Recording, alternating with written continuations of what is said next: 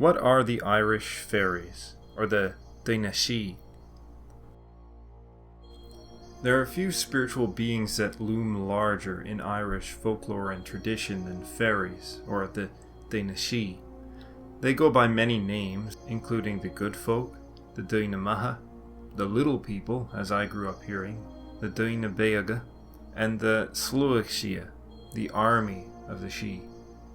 They were associated with old places from the mounds of the Neolithic to the raths and dunes of the Iron Age. They could reside beneath the earth, within trees, streams, and fields. They could be anywhere, unseen, save by those who had the sight. But what were they, or should I say, what are they? Firstly, let's address what the fairy folk are not. They are not the gods of the Gaels. The gods were reduced to their level by ancient storytellers, but it is quite clear that the fairy folk are in fact a lower level of spiritual entity, one identical to many others known in Indo-European religions across Europe and beyond. This is why they are commonly referred to in English as fairies, for instance. But we could also probably add in elves or even dwarves into this mix. They all seem to exist within the same sort of sphere. Medieval people understood them within a Christian context to have been fallen angels that existed on three separate levels: in the air, within the land and waters, and beneath the earth, dwelling with the devil. This corresponds roughly to the tripartite spatial division of the Indo-European worldview.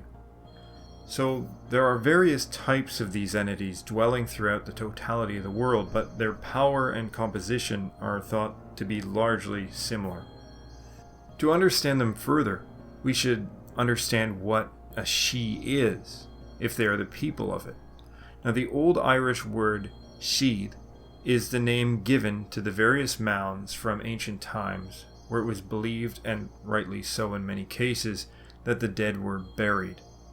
This word in turn comes from Indo-European sichte, meaning to sit, to rest, the origin for Irish sui and English sit. It would seem then that the mounds were named this because they were the seats of kings, or perhaps, and probably more correctly, they were called this because that is where the ancient people were put to rest, or sat and rested in death. Thus the Sidhe, or the Sidhe in Old Irish pronunciation, means something like the resting place, with a possible connotation of graveyard. Sidhe can also mean peace in Old Irish, thus demonstrating again this connotation here that these beings are of places where people are at peace, meaning exactly the same as we mean in English when we say that, likely a euphemism for death. And indeed, it was considered very unlucky to call the fairies by name, which is why they were called things like fair folk, good people. These are euphemistic names. Sidhe can also refer to a type of wind, a gust of air or sudden blast, which would otherwise be called something like guithe. Recall that many of these mounds also had entranceways, passages inside them, like Newgrange for instance. If one stands before the entrance of such a passage or cave, because of the temperature differential, one can feel often a breeze upon them that was likely thought to emanate from within the cave, or the passageway from the underworld. There are various references to the Daoine Sidhe linked to the wind, even with tornadoes and dust devils being referred to as fairy gusts. The reason they are so associated with wind has to do with their spiritual, or one might say ghostly, nature. In Indo-European thought, the wind and air was closely tied to, if not identical to, the spirit, such that the human force of life, or what was thought of as part of the soul, was viewed as wind in all Indo-European beliefs. Latin, for instance, uses the word animus for soul, and this word refers to breath or wind, from Proto-Indo-European hanha, meaning breath, which gives rise to Greek animos, meaning wind or breeze, and Old Irish anim, meaning soul or life. And in modern Irish, this is used to mean name.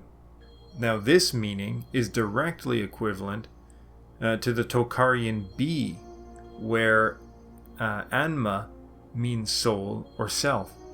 So thus the very core of the human being, its spiritual essence, was wind or breath. So the nature of the fairies is also akin to that of breath. They are beings of air or spirit, and thus they move through the air, and can likewise control the air. When a person died, it was thought that their spirit was also moved through the air, being air itself. This is also akin to later myths of people being abducted by fairies, disappearing into their world never to be seen again. And where have they gone?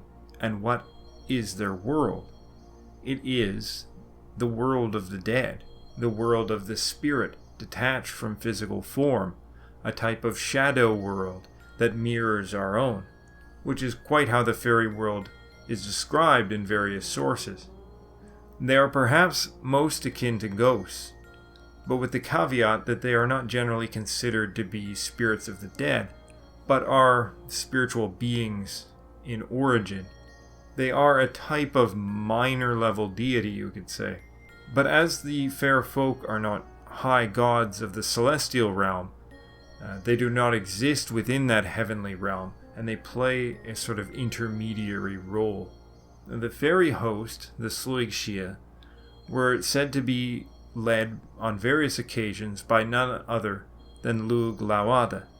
When we realize the spiritual nature of these entities, and that the Sluig Sidhe were strongly connected to winds, it is possible that this is referring to a similar phenomena as the wild hunt in continental sources.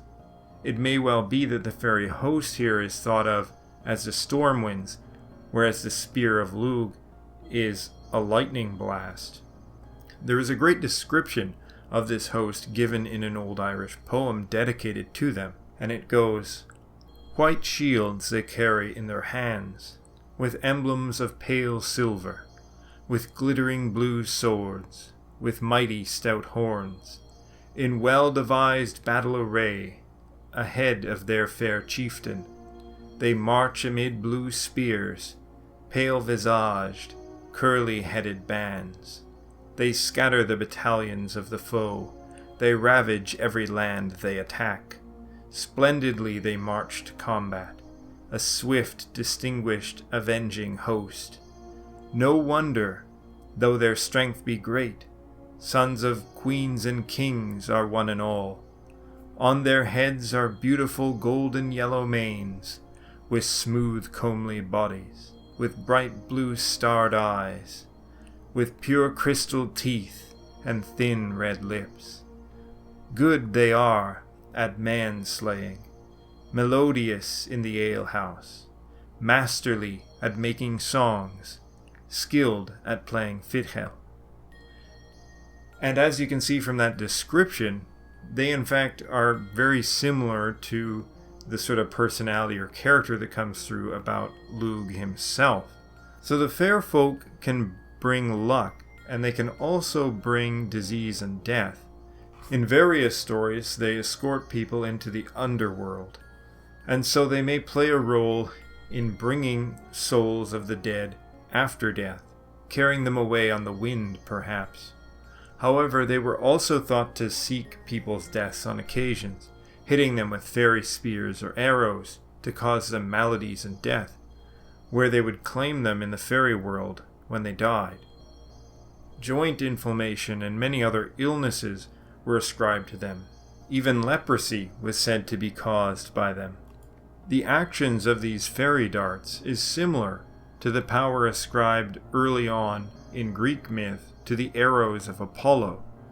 Sometimes it was thought that certain stones, especially quartz, and also Stone Age arrows or axe heads, were actually fairy darts, and these were kept by people who were known as fairy doctors, who would chant while performing rituals with these objects, waving them over the person thought to be afflicted by a fairy dart in order to heal them. And others were kept buried under people's homes sometimes, or buried under their barns.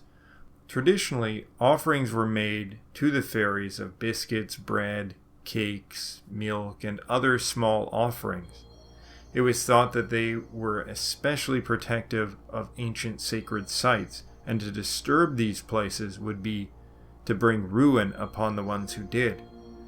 When in the early 19th century archaeological discoveries were made of masses of gold, people considered it to be fairy gold and warned of danger to anyone associated with it. Even more recently, these concerns were expressed at various times with road construction projects that cut into or near ancient sites. Now, there are many different types of Aos Sidhe or Daoine Sidhe, and each one should really have its own video. There's too much to get into in one. But this is meant to give an overview of sort of what they are in origin, and they are spirit beings akin to air or wind. But there are three major types as mentioned: the fairies of the air, which manifests as gusts of wind and even storm winds, and are presented as warriors in a great cavalcade of horsemen. There are those of the land and waters, which reside in localized places such as trees or ancient sites and mounds, streams and lakes. And there are those who dwell in the dark and the deep places. The fairies of the air and land were thought to be beautiful and marvelous, and to create sweet music. If only they were appeased by humans or left alone in their sites undisturbed, they would be peaceful or would even help people at some times. But those of the dark were thought to be willfully evil and were equated with Christian demons. So I'd like to give a big thanks to my Patreon subscribers. If you'd like to help out this channel, I recommend that you head over there. I take video requests, answer questions, do Q&A videos, and that sort of thing. Gorv Mila Margaret, Aos Sidhe, Agus Marigoni, Shas Go Hard.